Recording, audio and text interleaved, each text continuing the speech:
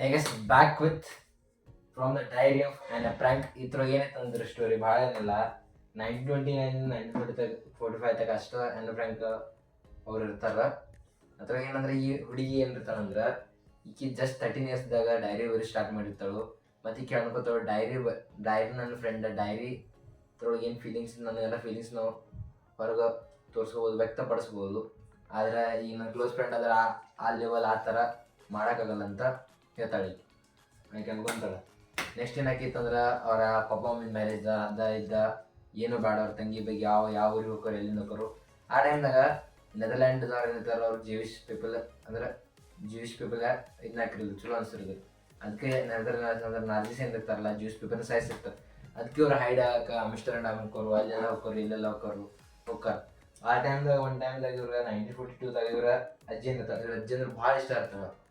ಅಜ್ಜಿದ್ದಕ್ಕೆ ಸಾಯ್ತಾರೆ. ಅಜ್ಜಿ ಸಾಯಂತೆ ಈ ಕ್ಯಾನ್ ಫ್ರ್ಯಾಂಕ್ ಫುಲ್ ಡೀಪಾಗಿ ಇನ್ನು ಡೈರಿ ಬರೆಯಪ್ಪ ಅಂತ ಅನ್ಕೊಂಡ ಡೈರಿ ಬರೆಯ ಸ್ಟಾರ್ಟ್ ಮಾಡ್ತಾರೆ.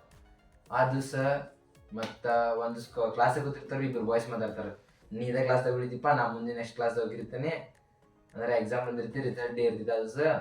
ನೀ ಇದೇ ಕ್ಲಾಸಾಗ ಕುಂತೀನಿ, ನೆಕ್ಸ್ಟ್ ಕ್ಲಾಸ್ ಹೋಗ್ತೀನಿ. ಎಲ್ಲರಿಗೂ ಒಂದು ನರ್ವಸ್ನೆಸ್ ಇರ್ತೈತಿ. ನಾ ಫೇಲ್ ಆದ್ನಂದ್ರೆ ಒಂದು ವೇಳೆ ಪಾಸ್ ಆದ್ನಂದ್ರೆ ಆ ಕ್ಲಾಸ್ ಒಳಗೆ ಏನು ಹೊಸದು ಮಾಡ್ಬೋದು, ಏನೇನು ಮಾಡ್ಬೋದು, ಏನೇನು ಕ್ರೇಜಿ ಥಿಂಗ್ಸ್ ಮಾಡ್ಬೋದು ಅಂತ ಇರ್ತೈತಿ. ಒಂದು ದಿವಸ ಒಬ್ಬ ಸರ್ ಇರ್ತಾರೆ, ಮ್ಯಾಕ್ಸ್ ಸರ್. ಭಾಳ ಕಡುಸು ಅಂದ್ರೆ ಭಾಳ ಕಡುಸಿರ್ತಾರೆ.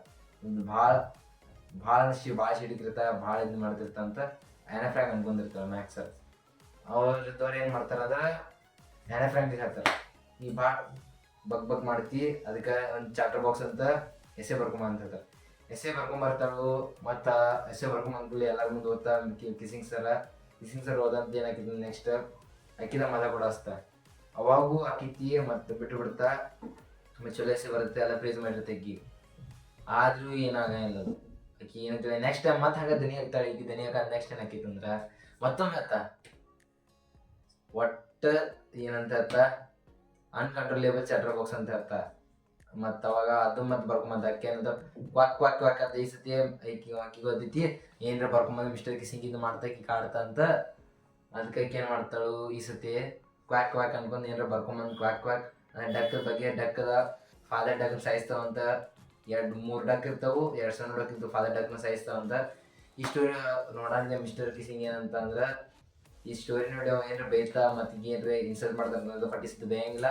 ಆ ಸ್ಟೋರಿ ಥ್ರೂ ಏನಾರ ಮೆಸೇಜ್ ಆ್ಯಡ್ ಮಾಡಿ ಮತ್ತು ಅದು ಇದು ಮಾಡ್ತಾ. ಅಂದ್ರೆ ಆ ಸ್ಟೋರಿ ಮತ್ತಟ್ಟು ಏನು ಅಂದರೆ ಇಂಪ್ರೂವ್ ಮಾಡಿ ಸ್ಟೋರಿಂಗ್ ಹೇಳಲ್ಲ ಸ್ಟೂಡೆಂಟ್ಸ್ಗೆ ಹೇಳ್ಬಿಡ್ತಾ. ನೆಕ್ಸ್ಟ್ ಅದಾದ್ಮೇಲೆ ಒಟ್ಟು ಮ್ಯಾಕ್ಸ್ ಫುಲ್ ಚೇಂಜ್ ಆಗಿಬಿಡುತ್ತೆ. ಏನು ಬೇಡ ಮೊದಲಿನ ಸಾಫ್ಟ್ ಅಕ್ಕ ಮತ್ತು ಎಲ್ಲ ಚಲೋ ಹಿಂಗಿರ್ತಾ. ಮತ್ತು ಫ್ರ್ಯಾಂಕ್ ಸ್ಟೋರಿ ಇಷ್ಟ ಇತ್ತು. ಡೈರಿ ಒಳಗೆ ಬರಿತಾಳು ಆಕಿ. ಸಣ್ಣ ಹುಡುಗಿ ಒಂದು ಸ್ಟೋರಿ ಇತ್ತು. ಅದು ಸ್ಟೋರಿ ಏನಂದ್ರೆ ಆಕೆ ಡೈರಿ ಒಳಗೆ ಬರಿತಾಳು. ಅವ್ರ ಅಜ್ಜಿ ಸಾಯಂತ ಆಕಿನ ಮೈಂಡ್ ಚೇಂಜ್ ಆಕೈತಿ. ಆಕೀಗ ಅಂಜಿಕೆ ಇರ್ತೈತಿ. ಆಕಿನ ದೋಸ್ತರ ಸಹ ಆಕಿನ ಕ್ಲಾಸ್ ಹುಡುಗರ್ಗೆ ನಾವು ಫಸ್ಟ್ ಈ ಕ್ಲಾಸ್ದಾಗ ಫೇಲ್ ಹಾಕಿ ಹಂಗೆ ಆಕಿ ಭಾಳ ಮಾತಾಡ್ತಿರ್ತಾಳು. ಆಕಿ ಮಾತಾಡಂದ್ರೆ ಈಗ ಇದು ಮಾಡ್ತಾ ಸರ್ ಬರ್ಕೊಂಬ ಅಂತ ಎಸೆ ಹೇಳ್ತಾ. ಮಿಸ್ಟರ್ ಕಿಸಿಂಗ್ ಸರ್ ನಾವು ಭಾಳ ಡೇಂಜರ್ ಸರ್ ಅಂತ ಅಂಜಿಕೆ ಇರ್ತೈತಿ ಅವ್ರಾಗ. ಬಟ್ ಅಕ್ಕಿದ ಹೆಸರಿಂದ ಸ್ವಭಾವ ಚೇಂಜ್ ಆಕೈತಿ, ಎಲ್ಲ ಆಕೈತಿ. ಅಕ್ಕಿ ಭಾಳ ಹಾರ್ಶ್ ಕಷ್ಟಪಟ್ಟಿದ್ದಾಳು. ಅಕ್ಕಿದ ಅವ್ರ ಫ್ಯಾಮಿಲಿ ಮೆಂಬರ್ಸ ನಾರ್ಜಿಸ್ದಿಂದ ಜೀವಿಸ್ಗಾರ ಇರ್ತಾಳು. ಅವ್ರ ಅಂಜನ್ ಸಾಯ್ತಿರ್ತಾರು ಪಾಪ. ಅವ್ರ ಪಪ್ಪ ಅಕ್ಕಿದ ಡೈರಿ ಏನಿರ್ತಿದ್ದು ಅವ್ರ ಪಪ್ಪ ಪಬ್ಲಿಷ್ ಮಾಡ್ತಾರು. ಅಕ್ಕಿ 1929 1945 ಪಾಪ 16 ಇಯರ್ಸ್ ಅಷ್ಟೇ ಬದುಕ್ತಾಳೆ ಅಕ್ಕಿ. ಸೂಸೈಡ್ ಅಲ್ಲ.